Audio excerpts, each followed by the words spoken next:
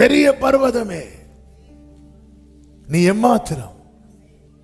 செருபாபேலுக்கு முன்னாடி நீ பிளெயின் ஆயிருவ, நீ சமபூமி ஆயிருவ, நீ ஒண்ணுமே இல்லாம ஆயிருவ. அதாவது இது எப்படி இருக்கு அப்படின்னா, நம்ம சர்ச் இருக்கிற கீழ்ப்பகுதியில் இந்த மலை இருக்கும், இந்த மலைத்தொடர் இருக்கும், பார்த்தா தெரியும், அல்லது பார்த்தா தெரியும். அந்த மலைக்கு முன்னாடி போய் நின்று பார்த்து நீ எல்லாம் ஏமாத்துறோம் அப்படி சொல்லியிருக்கோமே என்னைக்காவது? ஆமே. நம்ம கிட்னியில் ஒரு கல் வந்தாலே நம்ம கதை உடையுது. அந்த கல் மொத்தம் எப்படியேதான் இருக்கும், ஆனா நம்மளால என்ன பண்ண முடியல, தாங்க முடியல. ஆனா எதை பார்த்து சொல்லணுமா? பெரிய அந்த பர்வதத்தை பார்த்து. இன்னைக்குள்ள செய்தி இதுதான். சத்துருவை எப்படி பார்க்கிறோம்? நம்ம ஜெயிக்கணும்னா நம்ம சத்துருவை பார்க்கிற பார்வையை மாற்றணும். சத்துருவை நாம எப்படி பார்க்கிறோம், எப்படி பார்த்துட்டு இருக்கிறோம்? நம் தேவனை சத்துருவை இப்படி பார்க்கணும்னா தேவனை பார்க்க வேண்டிய விதத்துல பார்க்கணும். தேவனை பார்க்க வேண்டிய விதத்துல பார்க்கும் போதுதான் சத்துருவை பார்க்க வேண்டிய விதத்துல பார்க்க முடியும். நாம் தேவனை பார்க்காத வரைக்கும், கோலியாத்தை பார்க்காத வரைக்கும் இஸ்ரவேலருக்கு உயரமான மனிதன் யார்தான்?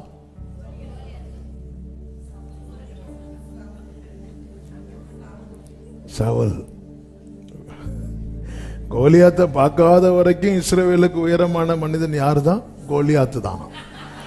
இந்த பதிலை நான் என்னவென்று சொல்வதற்கு? ஹல்லேலூயா.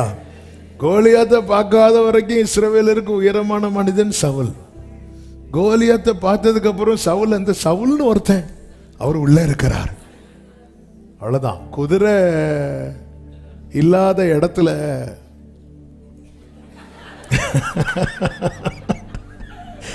குதிரை இல்லாத இடத்துல கழுத ஆளாகுமா? அது போலதான் குதிரை இல்லாத இடத்துல கழுத ஆளாகும். அது போலதான் சத்துருவை பெரிய பர்வதம் நீ எம்மாத்திரம் அப்படி சொல்றதுக்கே ஒரு தனி கிருபை வேணுங்க. அது பிளேன் ஆகிறதுல ரெண்டாவது. ஆனா அது சொல்றதுக்கு ஒரு கிருபை வேணும். ஆமேன் சொல்லுங்க பார்க்கலாம். அது சொல்றதுக்கே தனி கிருபை வேணும். இன்னைக்கு நம்ம சத்துருவை எப்படி பார்க்கிறோமோ அதன் அடிப்படையில் தான் நம்முடைய ஜெயம் இருக்கிறது. நமக்கு நன்றாய் தெரிந்த வேத பகுதி தான் 1 சாமுவேல் 17வது அதிகாரம்.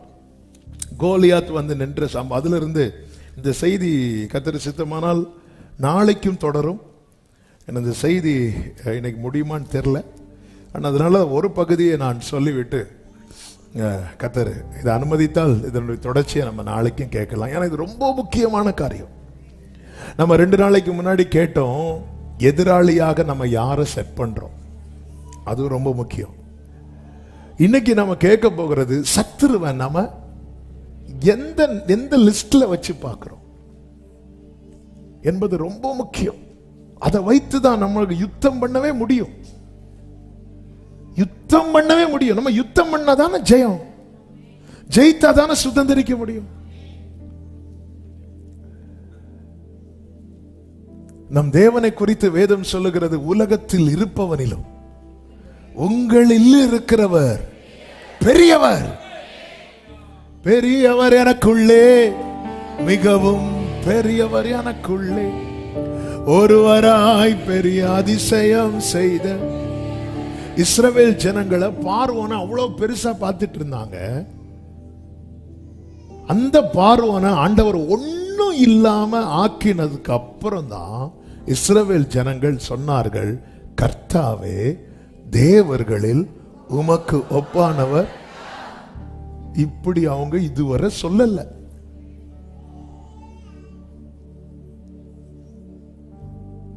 இப்படி கர்த்தரை சொல்லணும்னா ஆண்டவர் இஸ்ரவேல் பார்வோனை அவங்க கண்ணுக்கு முன்னாடி எதுக்கு? ஏன் எகிப்துல தலைப்பிள்ளை சங்காரத்தை அனுமதித்த ஆண்டவருக்கு பார்வோன் சங்காரத்தை அனுமதிச்சிருக்க வேண்டியதானே?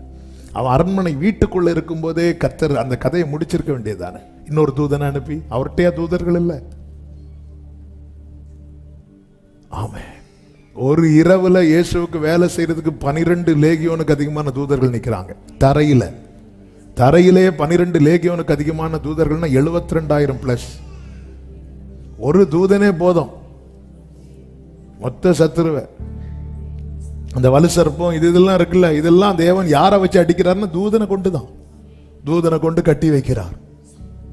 அவ்வளவுதான். அவருக்கு முன்னாடி சாத்தான் ஒண்ணும் கிடையாது, ஒரு தூதன் போதும். ஆமென், ஹல்லேலூயா. அவ்வளோ தூதர்கள் இருக்கிறாங்க, எல்லாமே இருக்கிறாங்க.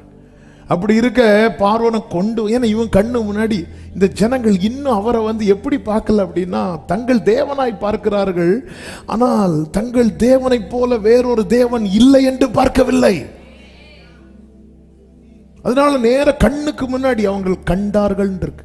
செத்து கிடந்ததை இஸ்ரவேலர்கள் கண்டார்கள். அதுக்கப்புறம் தான் மெதுவா வாயை திறக்கிறாங்க, கர்த்தாவே அப்படின்னு. அது ரத்தத்திலிருந்து வெளியே வந்ததுமே பாடி இருக்கணும், அது மீட்கப்பட்டு எகிப்திலிருந்து வந்ததுமே பாடி இருக்கணும். ஆனா யோசுவா ஜெனரேஷன் வரும்போது எரிகோ கோட்டெல்லாம் உடையாது, நீ பாடு, அதுக்கப்புறம் உடையும். நீ எத்தனை காலம் தான் நான் அவனை அடிச்சதுக்கு அப்புறம் தான் நீ பாடுவேன், அடிச்சதுக்கு அப்புறம் தான் நீ துதிப்பேன்னா? கண்டு விசுவாசிக்கிறவன் அல்ல, காணாமல் விசுவாசிக்கிறவனே.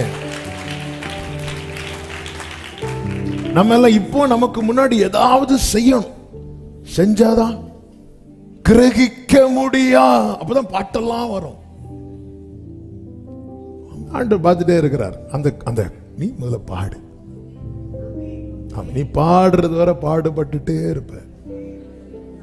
ஹல்லேலூயா. ஆமே. நேத்து கேட்டோம்ல, துதிச்சு கொஞ்சம் மட்டும் மெதுவா. ஆமே. துதி எடுத்தால் நமக்கு துணி எடுத்தால் தான் கேட்கும். துணி எடுத்தால் கணவர் ஓடுவார். துதி எடுத்த ஃபாதர் அழகா பாடுங்க, துதி எடுத்தால் சாத்தான் ஓடுவான் முறுமுறுத்தா. இங்க துதிப்போம், வீட்டுல போய் இங்க ஓடுவான், அங்க போய் திரும்ப வருவான். கர்த்தாவே தேவர்களில் உமக்கு ஒப்பானவர் யாருன்னு துதிப்போம். என்ன ஆண்டவரை நீங்க முறுமுறுப்போம். முதல்ல நம்ம ஆண்டவர் எப்படி பார்க்கிறோம்? இந்த 1 சாமுவேல் 17வது அதிகாரத்துல இஸ்ரவேலர் கோலியாத்தை எப்படி பார்க்கறாங்க பாருங்க. அதனுடைய 24வது வசனத்துல இஸ்ரவேலர் அந்த மனுஷனை காணும் போது மிகவும் பயப்பட்டு, அதாவது கண்டு பயந்தார்கள். இஸ்ரவேலர்கள் கண்டு பயந்தார்கள். 11வது வசனத்துல சவுலும் இஸ்ரவேலர் அனைவரும் அந்த பெலிஸ்தீனுடைய வார்த்தைகளை கேட்டு கலங்கி மிகவும் பயந்தார்கள். கேட்டு பயந்தார்கள், கண்டு பயந்தார்கள், கேட்டு பயந்தார்கள். இந்த கண்டு பயந்து 24வது வசனத்தை வாசியுங்கள்.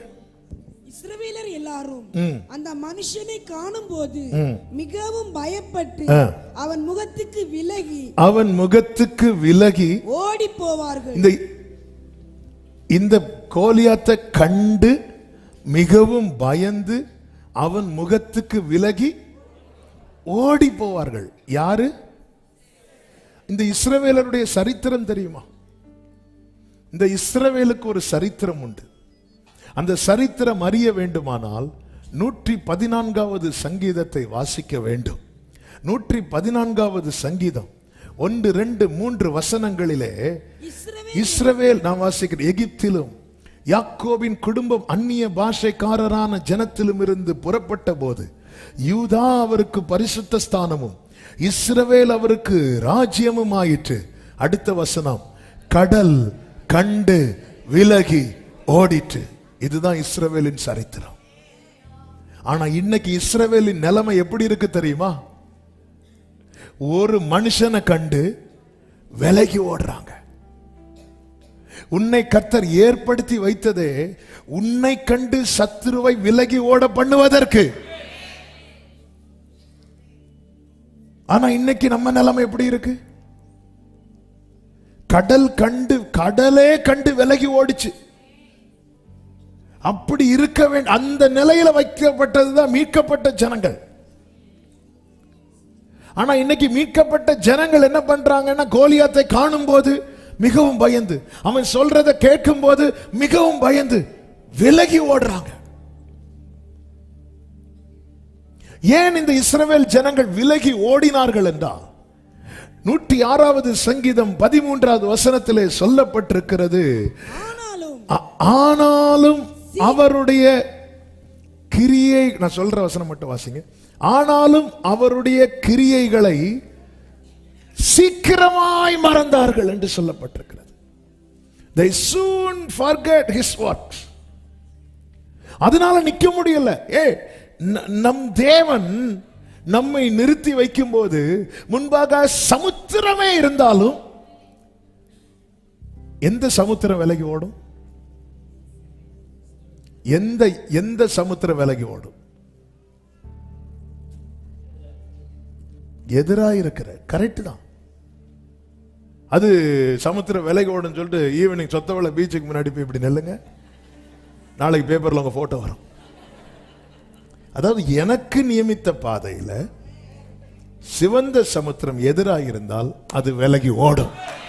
எனக்கு நியமித்த பாதையில யோர்தான் எதிராயிருந்தால் அது பின்னிட்டு திரும்பும். எனக்கு நியமித்த பாதையில எரிகோ எழும்பி நின்னா அது விழும்.